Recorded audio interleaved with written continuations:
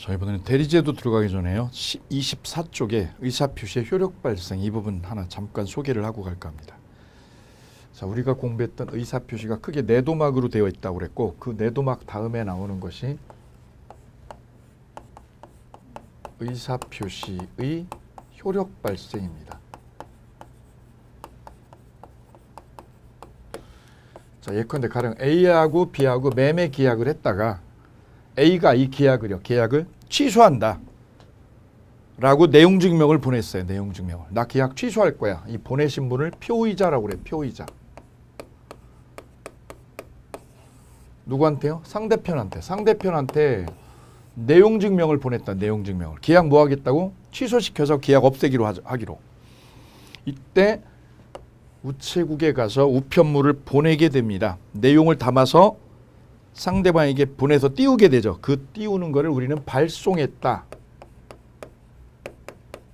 이렇게 표현해요. 발송했다, 발신했다 이렇게 표현해요. 보낸 거죠. 보낸 거. 우체국에서 보낸 거. 그래서 상대방의 주소지에 배달이 되었어요. 배달. 주소지에 배달이 되면 도달되었다라고 우리는 표현을 합니다. 도달되었어요. 주소지에 배달이 된 거. 그래서 보냈던 이 내용 증명이 상대편에 배달이 되었다. 보낸 거는 5월 1일. 상대편한테 배달이 된 거, 도달이 돼서 배달이 된 거는 5월 4일. 그럼 이 의사표신, 이분이 한 의사표시는 효력이 언제 생기냐? 도달된 때. 5월 4일. 이때부터 효력이 생깁니다. 도달주. 그래 우리 민법은 도달주의를 원칙으로 한다. 이렇게 얘기를 해요. 자, 그게 민법 111조에 규정되어 있어요. 111조 조문 보시겠습니다. 제목은요. 의사표시의 효력 발생 시기. 1항. 상대방 있는 의사표시는 상대방에게 도달한 때 효력이 생긴다. 이름하여 도달주의를 원칙으로 하고 있다. 도달의 별표할까요? 도달이 무슨 뜻이냐 그러면 여기서 도달은 상대방이 우편물을 수령해가지고 우편물을 수령해서 읽어본 거, 내용을 읽어본 거 이걸 말하는 게 아니에요. 이 상대방이 해외 출장 중이라서 이 사람이 못 받고 이분의 어머님께서 받았어. 어머님께서. 아니면 가족이 받았어. 가족이. 배우자나 애들이. 가족이 받았다. 가족이. 상대방이 출장 중이라서 다른 동거 가족이 받았다. 그래도 이 우편물은 상대방에게 도달이 된 걸로 처리를 해요. 그래서 도달되었다라는 의미는 상대방이 내용을 읽어본 거. 내용을 읽어봤어? 안 읽어봐도 돼요. 출장 중이어서 읽을 여지가 없죠. 그래도 가족이 받으면 도달로 봅니다. 여기서 도달은 뭐냐? 도달은 객관적으로 우편물이 가족에게 배달이 되면 도달로 처리를 해요. 객관적으로 알 수 있는 상태가 되면 도달로 처리를 해버려요. 가족한테 우편물이 교부가 되면. 그것이 111조 1항이 되겠습니다. 제가 여기서 강의하는 중에 저희 가족한테 우편물이 내용증명이 왔다. 그래서 가족이 사인했다. 받았다고 사인하면 이건 도달이 된 거예요. 왜요? 객관적으로 볼 때 알 수 있는 상태가 돼버리면 도달로 처리가 되니까. 이건 상태 개념이에요. 상태 개념. 읽었느냐 이걸 따지잖아요. 읽었어? 내용 읽었어? 아니에요. 읽었어. 이걸 말하는 게 아니다. 객관적으로 보면 가족이 수령했다. 그러면 알 수 있는 상황에 놓였으니까 도달로 됩니다. 두 번째는요. 두 번째 지문을 잘 살펴보시기 바랍니다.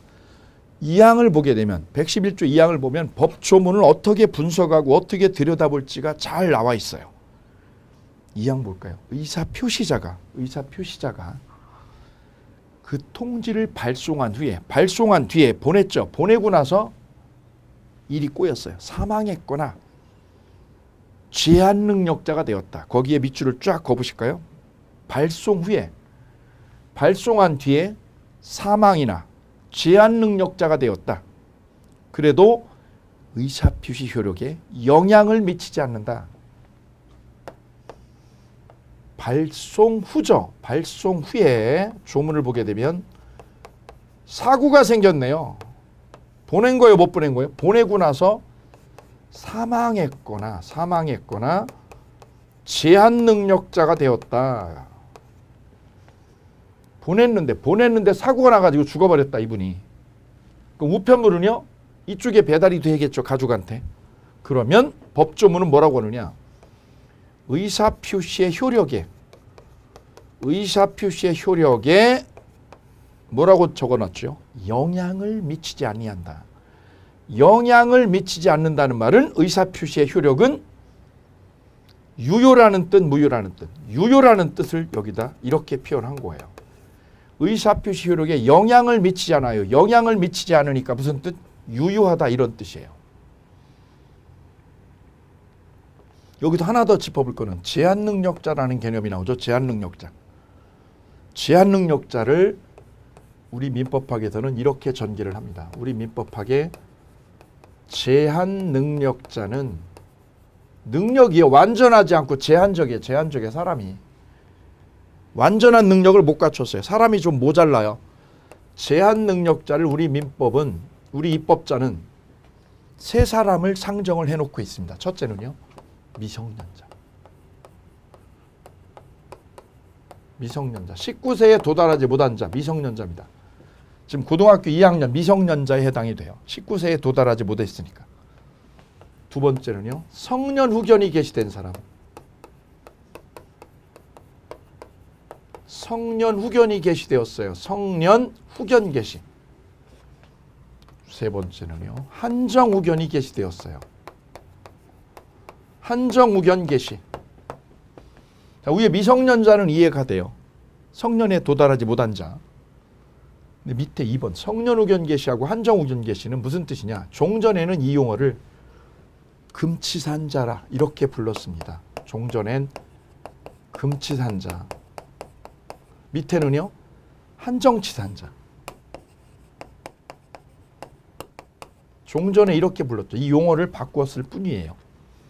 금치산자는 뭐냐? 정신이 완전히 이상해져 버린 거죠. 그래서 법원에서 금치산 선고를 받으신 분. 지금은 이걸 뭘 받으신 분? 성년 후견 심판 받으신 분. 정신이 완전히 이상해져서 그분을 성년 후견 개시가 되었다라고 그래요. 그 밑에는요, 정신이 조금 간 거죠. 조금 이상해진 거죠. 한정 후견 심판 받으신 분. 둘 다 법원에서 선고를 받으셔야 돼요. 비근한 예로 롯데그룹의 롯데그룹 왕 회장님, 신모 회장님은 지금 나이가 94세쯤 되셨거든요. 근데 자기가 무슨 일을 하는지조차도 지금 기억을 못할 때가 꽤 있다는 거죠. 그리고 이런 분 앞으로 재산이 지금 어마어마하게 많으니까 그 자제분들이 이대로 두면 아버님께서 재산을 누구한테 막 던져줄 수도 있거든요.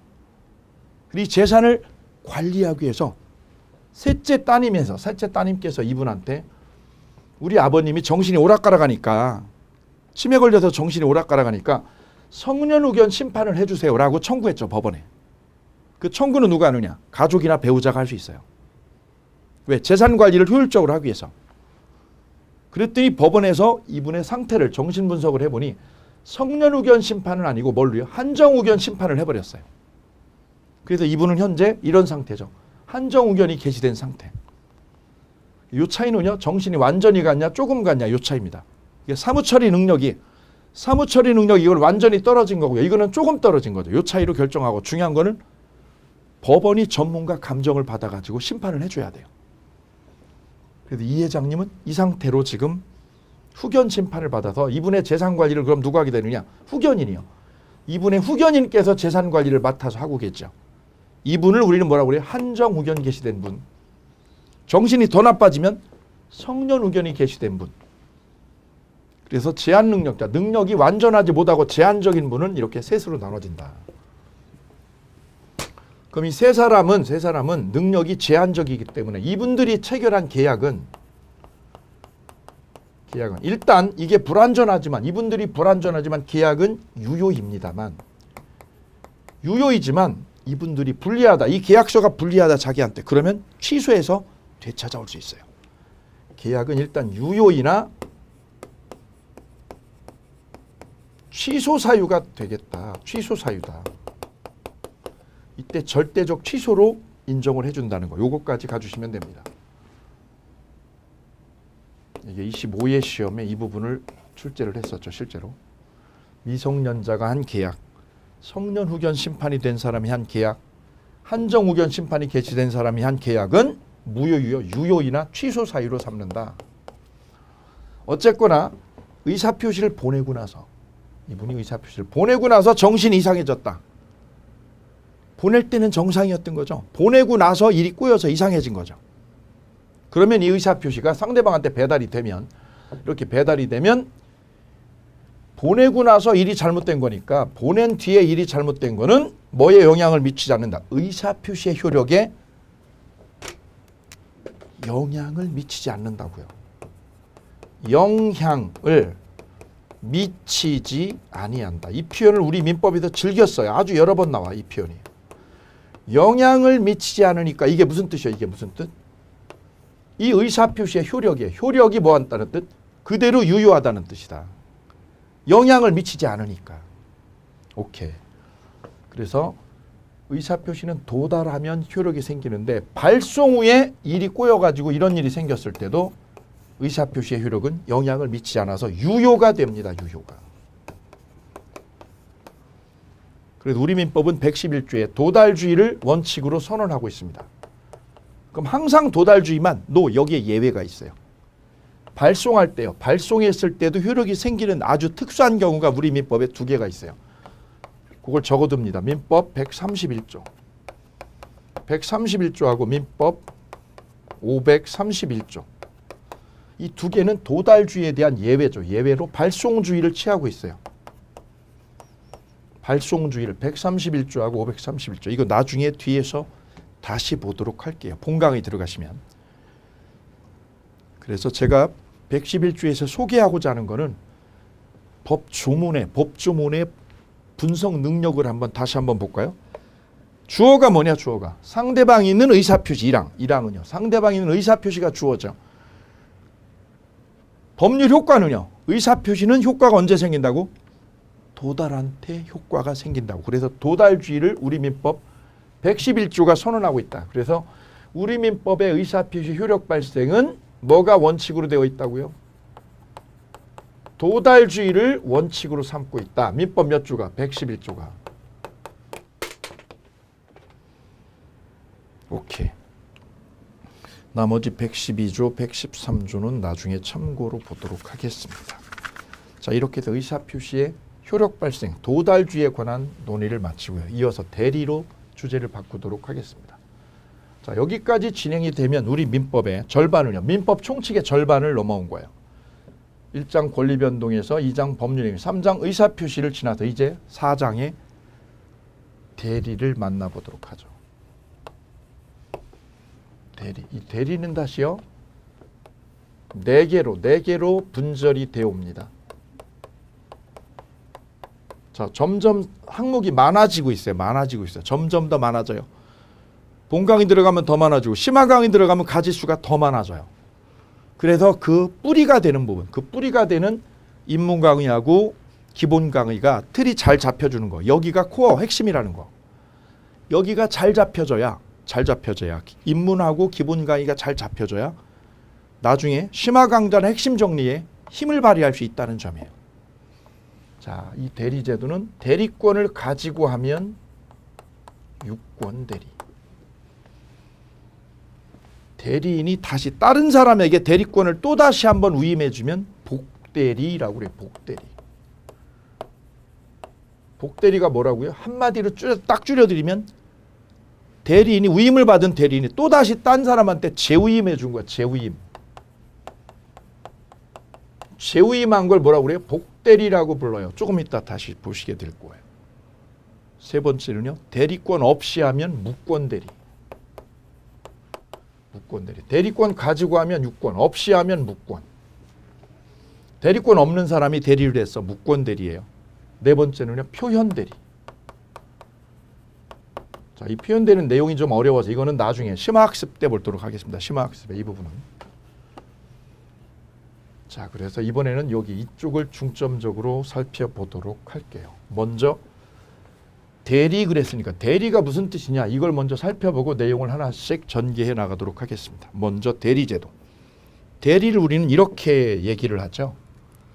보통 계약은 나 본인이 누굴 만나서 상대방, 나하고 계약할 상대방을 만나서 직접 만나서 내가 원하는 계약을 내하고 상대방하고 하면 되지. 간단한 거죠. 이게 원칙입니다. 계약은 자기가 하는 게 원칙이죠. 그런데 내가 피치 못할 사정이 생겨서 이 상대방 있는 현장에 갈 수 없어요. 그럼 누굴 보내느냐? 대리인을 보내죠. 대리인한테 권한을 위임해 줍니다. 권한 위임을. 위임하신 분은 위임인, 위임 받으신 분을 뭐라고 그래요? 수임인. 위임한 사람은 위임인. 위임 받으신 분은 받을 숫자, 수임인. 그럼 내가 이혼 사건을 내 변호사한테 위임했다. 나는 위임인, 변호사님은 수임인. 오케이. 그러면 이 대리인한테 뭐가 생기느냐? 대리 권한이 생기게 되죠. 대리할 권한이. 그 권한은 누가 준 거예요? 본인이요. 본인이 얘한테 위임해서 권한이 생긴 거죠. 그래서 이 대리권을 위임받은 이 수임인이 상대방과 본인을 대신해서 계약을 체결하게 되지요. 이 계약 체결하는 거를 우리 민법에서는요. 대리행위를 한다라고 그래요.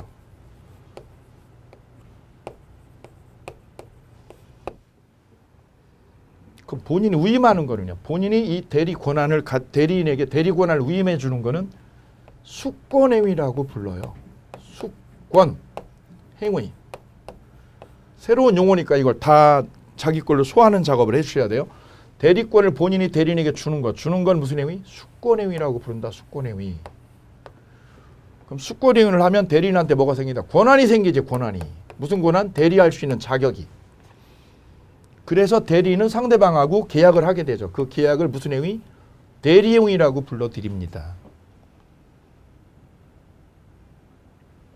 그러면 계약은 누가 체결하느냐? 대리인이 가서 계약을 하네요. 대리인이 가서 계약을 하고 책임은 누가 지고? 본인은 책임지고. 그래서 대리라는 개념은 뭐냐? 읽어볼까요? 대리란 본인을 대신해서 의사표시하는 사람, 이 사람을 대리라고 그래요. 여기서 꼭 기억할 거는요. 대리에서 가장 중요한 법원리는 거기 하나 적어볼게요. 대리법의 기본 원리. 대리법의 기본 원리는 이거예요. 이 두 가지를 꼭 구별해 주셔야 돼요.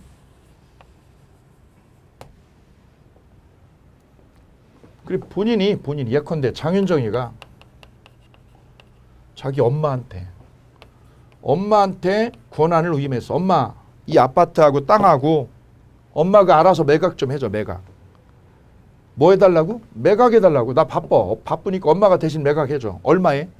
엄마가 알아서 결정해 그거. 이걸 대리라고 그래요. 그래서 엄마가 가격이라든가 돈 받는 날짜라든가 이건 엄마가 알아서 결정해서 이 상대방과 거래를 하는 거지요. 그때 대리법의 가장 중요한 기본 원리는 의사결정을요. 의사결정권이 누구한테 있는 거냐? 대리인한테다 맡긴 거야. 그래서 결정권이 대리인한테 있다. 대리인.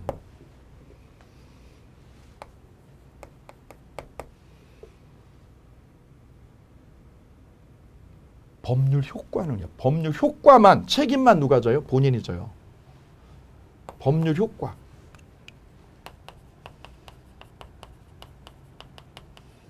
효과는 대리인이 아니라 누구한테? 본인에게. 윤정이 본인한테 생긴다.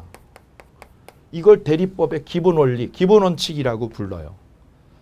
그러니 계약 결정은요. 의사 결정, 금액을 얼마로 할지는 여기서 정하고 그 뒷수습은 누구 쪽에서? 본인 쪽에서 다 하는 거지요. 이걸 대리법의 기본 원리다. 이렇게 이해하시면 좋습니다. 대리는 의사 결정하는 사람하고 책임지는 사람이 이게 분리가 된다는 거예요. 그런데 사자는요. 사자는 누구냐? 심부름하는 사람. 심부름꾼을 사자라고 해요. 심부름꾼.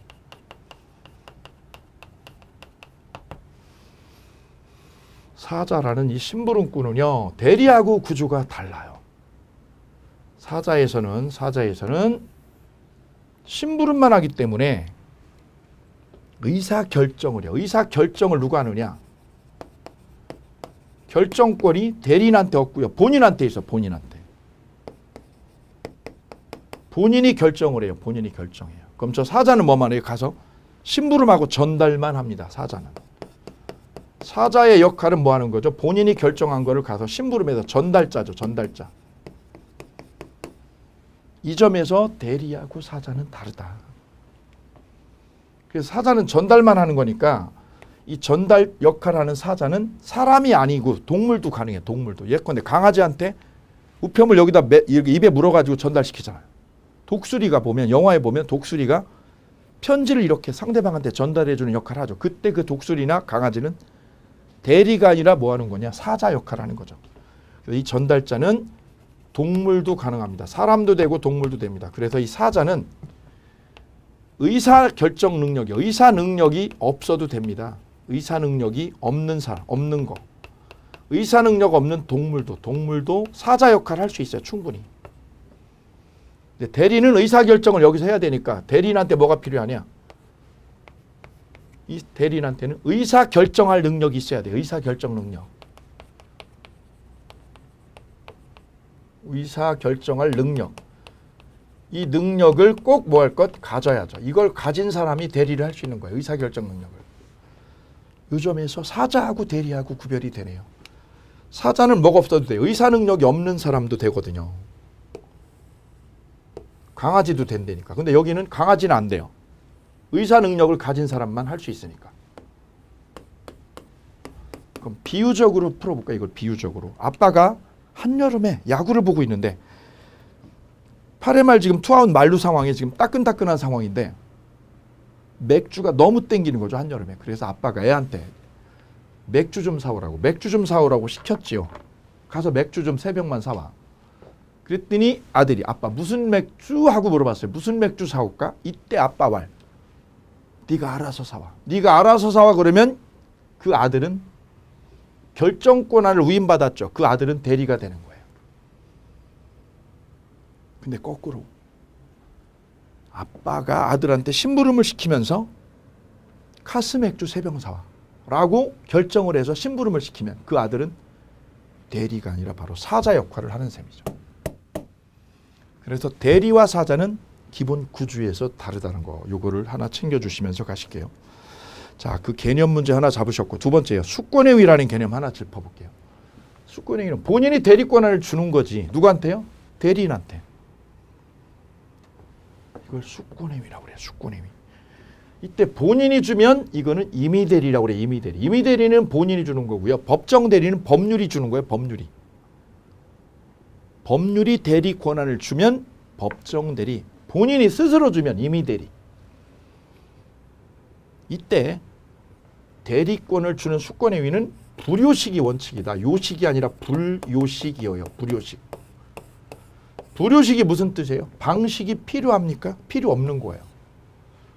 방식이 필요하지 않아요. 그래 위임장으로 줘도 되고요. 구두로 이렇게 위임해 줘도 되어요. 그거를 이름하여 불요식이라고 한다. 그래서 수권의 위는요. 수권의 위는 요식이요 불요식이요. 불요식입니다라는 걸 꼭 챙겨 주셔야 됩니다. 보통은 어떻게 해요? 서면으로 위임장을 주죠. 서면 위임. 서면 위임뿐만 아니라 뭘로 가능하느냐? 구두 위임도 돼요. 구두로 위임하는 것도 가능하다. 왜요? 불요식이기 때문에 그렇습니다. 하나 더 기억할 거는요. 법정대리라는 개념은 언제 쓰이냐면 예컨대 최진실 씨가 자살을 해서 운명을 달리했잖아요. 최진실 씨가.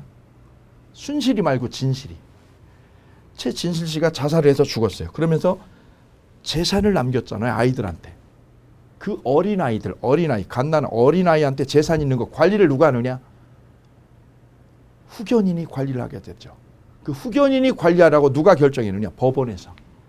바로 그 후견인은 법원에서 선임한 대리인이니까 바로 법정대리가 되겠습니다. 그래서 대리권은 크게 두 개로 나눠져요. 법률에서 대리권을 부여받으신 분은 법정대리. 본인이 스스로 대리권을 위임해주면 임의대리 이렇게 부르게 됩니다. 여기서 하나 질문 드릴게요. 알듯 말듯한 질문 하나 드려볼게요. 윤정이 엄마 되시는 분, 윤정이 엄마 되시는 분이 윤정이 땅이나 윤정이 앞으로 있는 집이나 윤정이 앞으로 된 예금을요. 예금, 은행에 있는 예금을 윤정이 엄마가 대리해서 계약할 권한이 있는 거요, 없는 거요? 수권을 한 적 없어. 윤정이가 엄마한테 위임을 해서 준 적이 없어요. 준 적은 없는데 엄마란 말이에요. 엄마의 지위에서 이 윤정이 땅이나 집을 대리해서 할 계약을 할 권한이 있을까 없을까요? 나 엄마야, 네 엄마야. 내가 너를 키웠어. 엄마인 이분께서는 이 윤정이의 재산을 대리해서 계약할 권한이 있다 없다? 권한이 있으면 무슨 대리? 유권 대리. 권한이 있으면 유권 대리. 권한 없는데 계약을 하면 무권 대리가 되는 거죠. 저 엄마는 무권 대리입니다. 대리권 없어요. 성년이잖아요. 성년인 윤정이가 대리권을 위임한 적이 없으면 이분은 권한 자격이 없습니다. 이분께서 윤정이 땅이나 집을 딴 사람에게 매각했다. 그러면 이거는 무권 대리가 되는 거죠. 그럼 윤정이는 책임을 안 지는 거죠. 왜요? 권한 없는 사람이 저지른 거니까. 윤정이 책임 없지요. 그러면 엄마가 대리를 하려면 뭐를 할 때? 위임을 했을 때. 위임을 해주면, 이렇게 위임을 하면 대리 권한이 생긴다.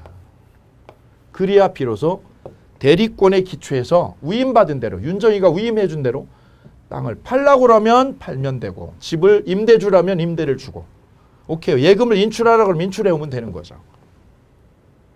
비로소 대리 권한이 발생하게 됩니다.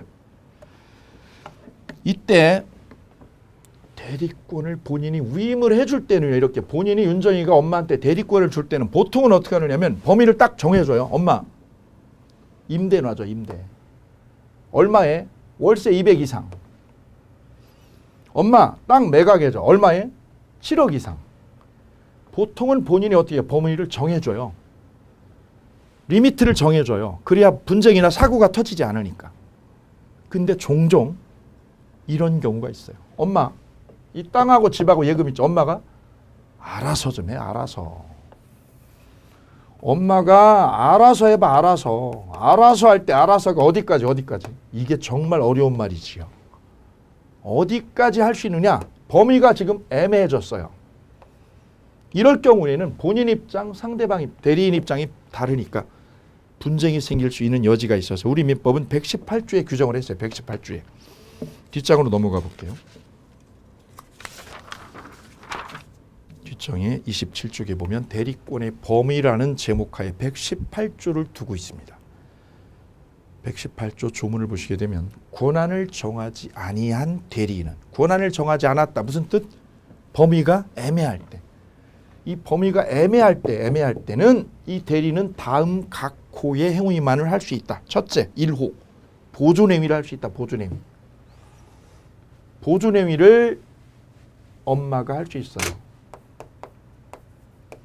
첫 번째가 범위 문제죠. 범위 문제. 범위에서 보존행위를 할 수 있다. 두 번째, 2호. 대리의 목적인 물건이나 권리의 성질이 변하지 않는 범위에서 이용 또는 계량행위. 이용이나 계량에 동그라미 넣어볼게요. 이용 또는 계량행위를 할 수 있다. 이용이나 계량은 뭐예요? 건물을 임대 주셔요. 엄마, 이 건물 임대 줘. 임대 주면 임대 수익이 생기잖아. 그걸 이용이나 계량이라고 그래요. 임대 주는 거. 임대차를 엄마가 할 수 있어요. 왜? 윤정이가 맡겨놨으니까. 맡겨놓은 건물을 임대 주는 거 돼요. 그럼 보존은 뭐예요? 보존은 현상을 유지해 주는 거예요. 있는 그대로 현 상태를 유지하는 거. 현상을 유지해 주는 거를 우리는 보존행위를 한다라고 불러요. 그럼 건물을 어떻게 하는 거? 건물을 잘 관리해서 유지해 주는 거. 현 상태를 유지해 주는 거. 예컨대 보일러가 고장 나면 고쳐주는 거. 왜? 그래야 유지가 되니까. 두 번째, 땅하고 예금 맡겨놓은 거 있죠. 이 예금을, 예금 통장에 있는 거를 어떻게 하는 거? 그대로 두는 거. 꺼내지 않고 그대로 두는 거. 보존행위. 이거를 대리인이 할 수 있다고. 그럼 못하는 게 뭐가 있느냐? 그 3호에 거기 밑에요. 1호하고 2호만 할 수 있다라고 돼 있어요. 보존행위 할 수 있고 이용 계량행위 할 수 있고. 이 부분은 시험에 잘 나와요. 할 수 없는 건 뭐냐? 할 수 없는 거는 처분행위를 할 수 없다. 밑에 2호 밑에다 이걸 적어주시면 됩니다. 이렇게요. 처분행위 하는 거. 이 땅이나 건물을 딴 사람에게 매각 처분하는 거. 이건 할 수 없다. 그래서 118조에서 대리권의 범위가 이렇게 애매모호할 때 이 대리인이 처리할 수 있는 범위를 우리 민법 118조는 두 가지만을 손댈 수 있다고 정해놓았다. 그 두 가지가 바로 이거다. 이 두 가지를 그래 반드시 정리해 주실 것. 보존하고 이용 계량행위. 이건 하지 말아라. 처분행위는. 민법 118조의 정리. 다음 대리권의 제한 만나보실게요. 두 번째는 대리권의 제한 문제. 첫 번째는 범위 문제가 118조였고요. 두 번째는 대리권의 제한 문제. 자, 제한은 124조가 규정하고 있어요. 124조가. 124조 조문을 한번 만나보시겠습니다. 제목 보시고 먼저 내용 분석 들어가겠습니다. 124조 조문. 자기계약 쌍방대리 금지라는 제목을 넣어두었죠. 그리고 본문에 가면 대리는 본인의 허락이 없으면 본인을 위하여 자기와 법률행위를 하는 것. 자기와 법률행위를 하는 거를 자기계약이라고 그래요. 자기계약. 자기계약은 어떻게 하는 거예요? 윤정이가 엄마 이 땅 팔아줘. 얼마에? 10억 이상에. 그럼 이 부동산을 엄마가 제3자에게 매각을 해야 되는 게 대리죠. 그런데 자기가 사는 거 자기가. 엄마 자신이 매수자가 되는 걸 자기계약이라고 그래요. 대리인이 무슨 역할을 하는 거? 매수자가 되는 거. 를 무슨 계약? 자기계약이라고 그런다. 자기계약. 이걸 하라고요? 하지 말라고. 이거 금지된다고. 이거 금지돼요.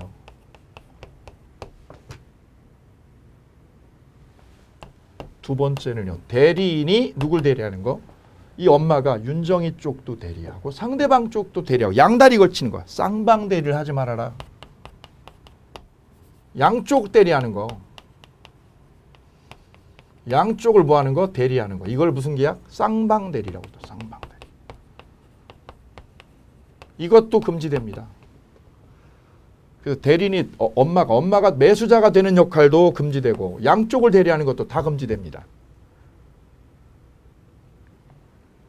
그런데 예외가 있네요. 본인의 허락이 없으면 자기계약 쌍방대리가 금지가 되죠. 그럼 뒤집어 보면 허락이 있으면 뒤집으면 허락이 있으면 쌍방대리 허용된다는 뜻.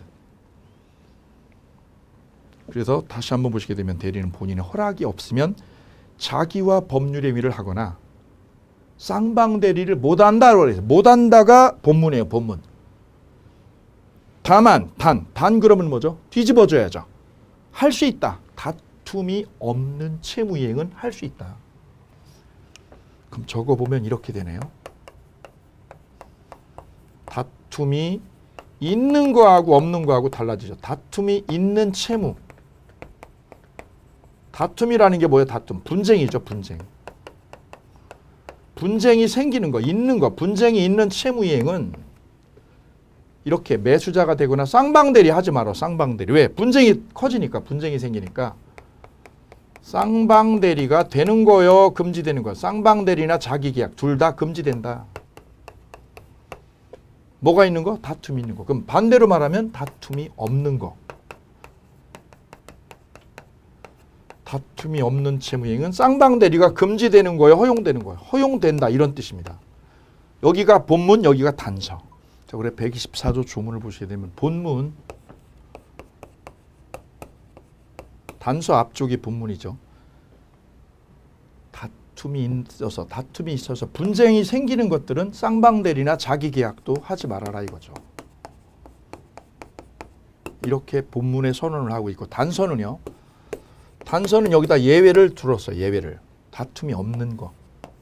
분쟁이 안 생기는 거. 분쟁이 안 생기는 거는 자기계약도 쌍방대리도 허용된다.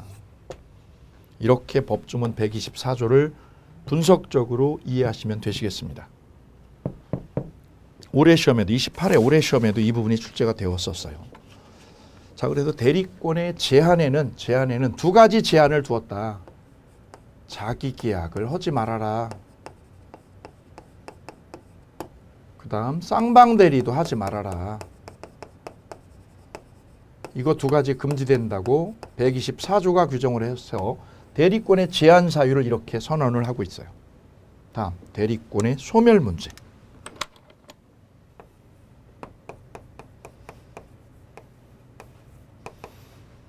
지금 대리 권한에 대해서 지금 구체적으로 파고 들어가고 있어요. 권한의 범위 문제를 첫 번째로 118조로, 대리권의 제한 문제로 124조로, 그 다음 대리권의 소멸 문제.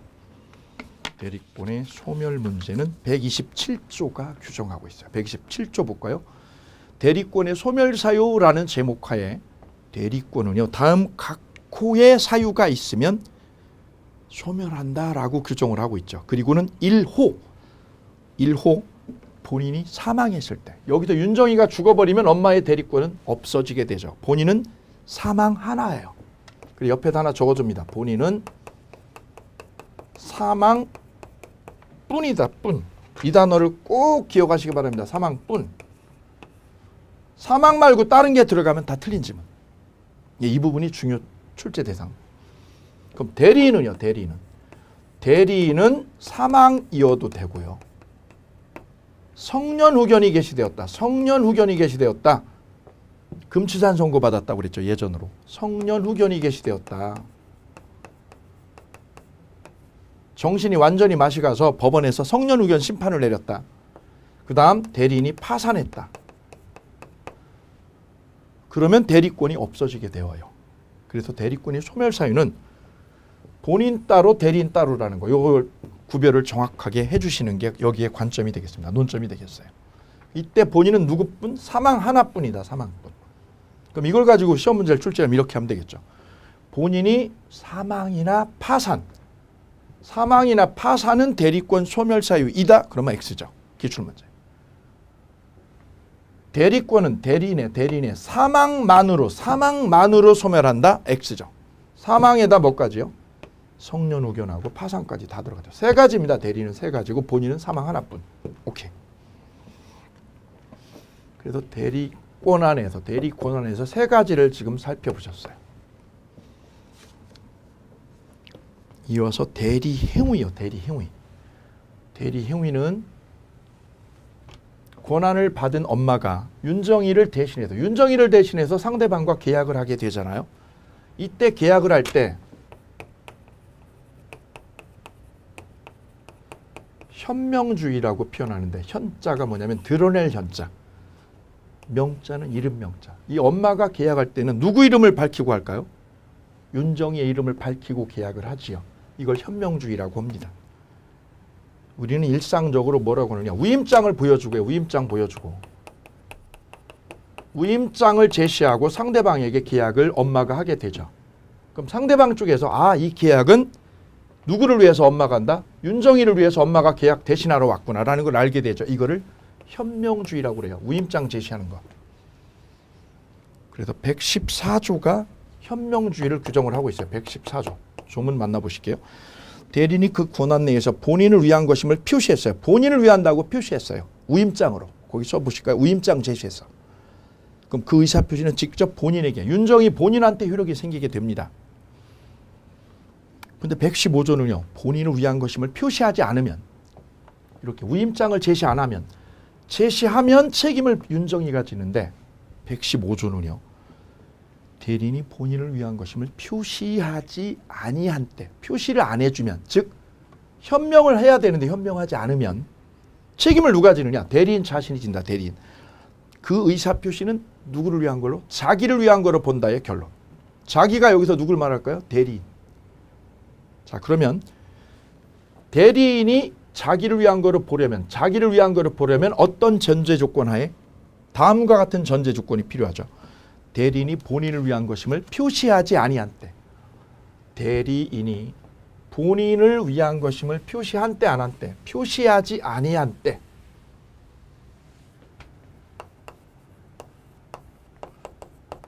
표시하지 아니한 때는 누구를 위한 걸로 본다? 대리인을 위한 거로 본다. 자, 그러면 114조 2항은요. 114조 2항은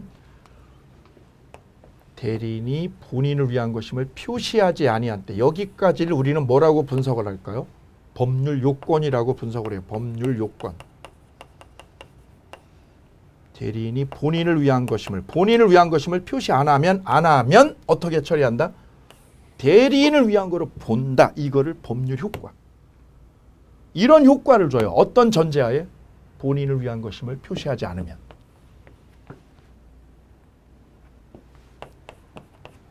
그래서 현명하면 본인이 책임져요. 근데 본인을 위한 것임을 표시해 주지 않으면 대리인을 위한 거로 처리해요. 114조가. 자, 이걸 현명주의라고 그래요. 현명주의. 자, 나머지는 본강의에서 만나보도록 하고 유권대리는 여기까지만 만나보도록 하죠. 이어서 복대리 만나보도록 하겠습니다. 복대리는 자료집 29쪽에 소개를 하고 있어요. 자, 본인이 대리권을 주는 것, 본인이 대리권을 주는 거를 저는 수권행위라고 우리가 소개를 했죠. 예컨대 회장님이 자기가 소송사건에 휘말려서 변호사한테 이 변호사한테 이모 변호사에게 소송사건을 위임했다. 위임한 걸 뭐라고 불렀냐면 수권행위. 위임인. 소송을 맡은 이 변호사는 수임인. 그래서 변호사가 소송을 맡았다 그러면 나 소송 한 건 수임했어 이렇게 말하죠. 근데 이 금액이요. 이 금액이 20억짜리예요. 큰 건 하나를 수임했다. 이기기만 하면 나 20억 받아. 민사사건에서는 이 성공보수가 먹히니까 20억의 소송사건, 민사소송사건 하나를 위임받았다. 그럼 이 변호사가 소송대리를 하면 되죠. 법정에 가서. 그런데 갑자기 이 변호사가 불가피한 사유가 생겨버렸어요. 부득이한 사유가. 예컨대 암에 걸렸거나 교통사고를 입어가지고 사고를 입어서 자기가 일을 처리할 수 없는 불가피한 부득이한 사유가 생겼어요. 부득이한 사유가.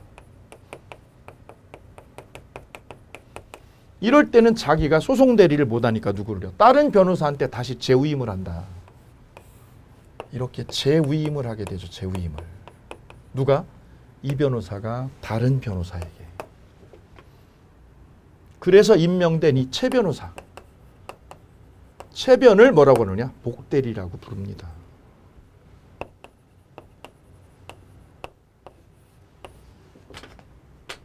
그럼 이 복대리인 최변은 누가 선임한 거죠? 이 변호사가. 이 변호사가 이쪽을 임명한 거예요. 왜요? 부득이한 사유가 생겨서.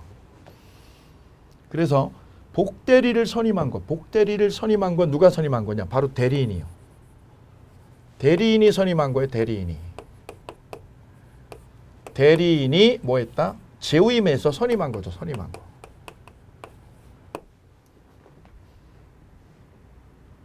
누구 이름으로? 대리인 이름으로. 대리인이 대리인 이름으로 선임한 거예요. 누구를? 복대리를. 그래서 대리인이 이렇게 복대리를 선임하는 이런 행위를 여기 수권행위하고요. 본인이 대리권을 위임해 주는 거는 제가 아까 수권행위라고 소개를 했지 않습니까? 이 수권행위하고 이걸 구별을 해서 뭐라고 부르냐? 복임, 복대리를 임명하는 행위, 복임행위라고 불러드려요. 새로운 용어가 또 나왔어요. 바로 이거 내 걸로 만드는 작업 하셔야 돼요. 복임행위, 복대리를 임명하는 행위, 복임행위라고 부릅니다. 이 복임행위는 누가 한 거요? 대리인이 한 거예요. 대리인이. 그럼 이 복대리는 누굴 대리할까? 누구 대리할까? 대리인. 이 변호사를 대리하는 것 같지만 그게 아니라는 거. 이게 주의사항이에요. 왜? 이 변호사가 여기를 임명했잖아요. 그래서 이 복대리는 이 변호사를 대리할 것 같죠. 그게 아니라는 거죠. 왜냐? 이 변호사가 누구 업무를 대리해요? 본인의 업무를 대리하니까 이 본인의 업무를. 회장님의 업무를 대신하기 때문에 바로 이 변호사가 선임한 이 최 변호사도 누구 대리하느냐? 회장님. 본인을 바로 대리하고 있다는 거예요. 여기가 중요한 포인트, 주의사항입니다.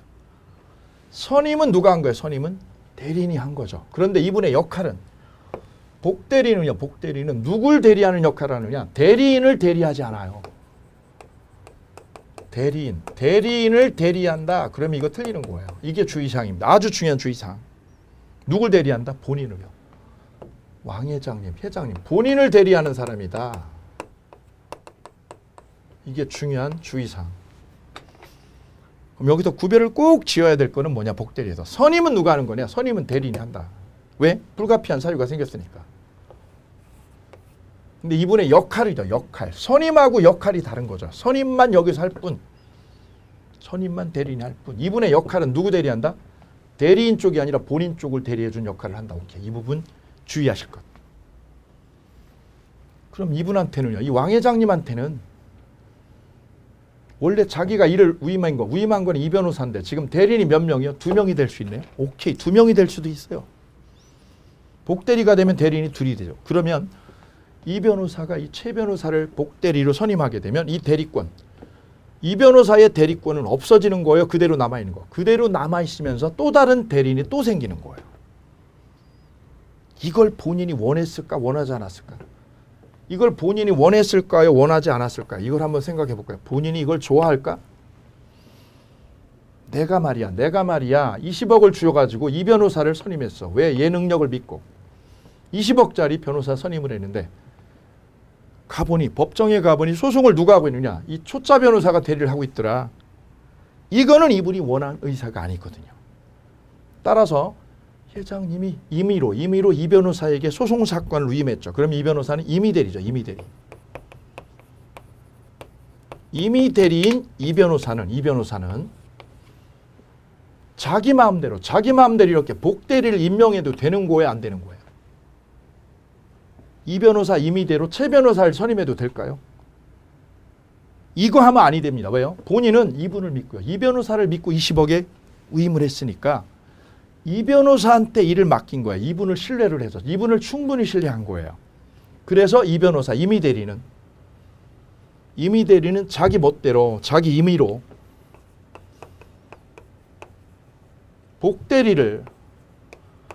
복대리를 선임할 수 있는 거예요? 없는 거예요? 선임을 못 한다는 거예요. 선임할 수 없는 거예요. 이게 원칙입니다. 왜? 내가 20억을 주고 당신한테 맡겨지 얘한테 맡긴 게 아니잖아요. 그렇기 때문에 임의로 이 임의대리는 다른 사람한테 재위임을 할 수 없다. 오케이. 그럼 이 복대리를 선임할 때는 언제나 이런 사유가 생겨야만 가능해요. 부득이한 사유가 있거나 본인이 허락을 해줄 때. 이게 예외 사유다. 예외 사유. 본인이 승낙을 해줬거나 저 회장님께서 승낙을 했어요. 복대리 선임하라고. 왜? 내가 몸이 아파. 병원에 너무 왔다 갔다 해. 그래서 본인한테 승낙을 받고 복대리 선임하는 거 돼요. 두 번째는요. 부득이한 사유가 생겨서.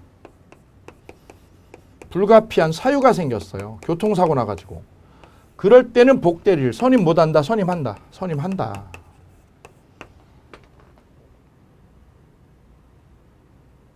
그래서 임의대리인께서는 저분의 신뢰를 받고요. 신뢰를 받고 20억에 수임을 했기 때문에 내 마음대로 딴 사람한테 재위임 못한다. 재위임을 못한다 이거죠. 재위임 됨? 안 됨.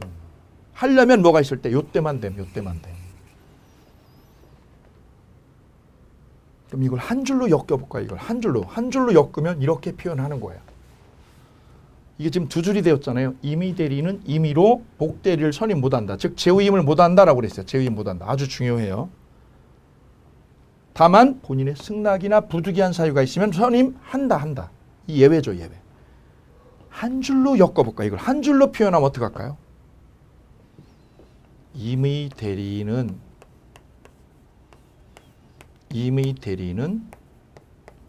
특별한 사유가 없는 한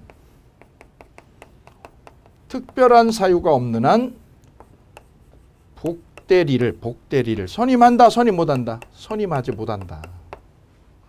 그럼 여기서 말하는 특별한 사유가 뭘까요? 본인의 승낙이나 부득이한 사유. 본인의 승낙이나 아니면 무슨 사유? 부득이한 사유. 이런 사유가 없는 한 선임하지 말아라. 라는 조문이 그래서 탄생했어요. 자, 그래서 복대리에 관한 법조문 30페이지를 보도록 할게요. 30페이지. 30페이지 맨 위에 개념부터 하나씩 짚어보고 가죠. 먼저 복대리의 개념. 대리인이 자기가 대리할 권리를 다시 다른 사람에게 대리하게 하는 거. 즉 재우임하는 거. 재우임. 복대리는 한마디로 뭐라고요? 재우임이다. 재우임. 간단하게 옆에 적어주시면 돼요. 두 번째 쌍괄호 2번 복대리는 대리인이 누구 이름으로? 대리인 이름으로 선임한 분이에요. 대리인 이름으로 선임한 분. 이분을 복대리라고 불러요. 쌍괄호 3번이요. 복대리는 누굴 대리하느냐? 본인의 업무를 대리한다. 대리인이 선임했어도 대리인의 대리인 역할을 하는 게 아니다. 여기에 주의사항. 대리인을 대리한다. 그러면 이거 틀리는 거야. 시험에 아주 여러 번 출제를 했었어요. 네 번째 복대리는 언제나 임의대리가 되는 거예요. 왜 그럴까요? 이 복대리는 누가 선임한 거야? 대리인이라는 사람이 선임했을까? 법률이 선임했을까? 사람이 선임했으니 얘는 언제나 임의대리로 귀착이 될 수밖에. 복대리는 사람이 선임하는 거지 법률이요. 법률이 선임한 게 아니잖아요. 그래서 복대리는 언제나 무슨 대리로? 임의대리로 귀착이 되겠다. 다섯 번째는요. 대리인이 복대리를요. 이 변호사가 최 변호사를 선임해도 이 변호사의 대리권은 소멸해요. 그대로요. 그대로 남아있으면서 또 다른 대리인이 또 태어난 거죠. 자, 이제 복임권 유무를 살펴보죠. 120조 보시겠습니다. 임의 대리인의 복임권이라는 제목 하에 대리권이 법률 행위로 부여된 경우, 법률 행위로 부여되었으면 무슨 대리를 말할까요? 법률의 규정으로 부여되면 법정 대리라고 그러죠. 근데 대리권이 법률 행위로 부여되면 무슨 대리요? 임의 대리죠. 임의 대리. 작게 써보실게요. 법률 행위로 대리권이 부여된 분은 무슨 대리? 임의 대리를 말해요. 그 대리인은 임의 대리를 말하고 본인의 승낙이나 부득이한 사유가 있는 때가 아니면 복대리 선임을 한다 못한다? 못한다. 여기 있잖아요. 복대리를 선임할 수 없다. 뭐가 없으면? 승낙이나 부득이한 사유가 없으면 선임하지 말아라. 거꾸로 뒤집으면 이렇게 두 가지로 나눠지는 거예요. 임의로 선임 못한다. 예외적으로 한다. 예외적으로. 이게 있을 때만. 이 조문은요. 이 조문 하나는 두 가지로 분석해서 나눠서 볼 수 있다. 120조는. 그래서 120조는 두 가지를 나눠서 정리한 거예요. 두 가지를 한 가지로 한 조문으로. 우리 입법자는요. 민법 입법자는 이런 표현을 즐겨 사용한다는 거죠. 뒤에서도 아주 즐겨 사용합니다. 왜냐? 두 개 조문으로 나눠놓게 되면 그렇지 않아도 민법은 조문이 많아요. 약 1100개 되거든요. 그럼 이걸 두 개 조문으로 쪼개놓으면 2200개가 되잖아요. 조문수가 불어나니까 이걸 줄이기 위해서 이런 표현을 부득이하게 사용했어요. 자, 그래 120조 조문을 한 번 더 볼게요. 임의 대리인은 승낙이나 부득이한 사유가 있는 때가 아니면 복대리를 선임하지 말아라. 뒤집으면 언제 선임할 수 있다? 승낙이나 부득이한 사유가 있어야 선임할 수 있다. 오케이. 자, 이래서 복대리와 복임권 유무 두 가지 논리 구조를 같이 짚어보셨습니다. 나머지 논의는 본강의에서 만나보고요. 밑에 용어 설명 잠깐 짚어보고 갈게요. 민법에 주로 쓰는 용어가 과실책임, 무과실책임 나와 있거든요. 이 부분에 관한 논의 한번 읽어보시고 다음 시간에 제가 짧게 설명을 드리면서 진도 나가도록 하겠습니다. 자, 오늘 법률행위 부분 103조에 관한 논의, 104조에 관한 논의 같이 보셨습니다. 그 다음 의사표시로 주제를 바꿔서 비즈니 표시에 관한 논의, 그리고 가장매매에 관한 호의표시 두 가지를 만나보셨어요. 그 다음 대리에서 유권대리 문제, 복대리 문제를 만나보셨습니다. 이 큰 틀을 잘 연결 지으면서 복습을 잘 해주시면 단단해지고 시험에서 아주 좋은 고득점으로 연결하는 중요한 밑바탕을 잘 깔아드리는 거니까 잘 한 번 더 복습해 주시면서 학습에 집중을 높여주시길 부탁을 드리면서 오늘 여기서 마치도록 하겠습니다. 다음 시간에 찾아뵐게요. 감사합니다.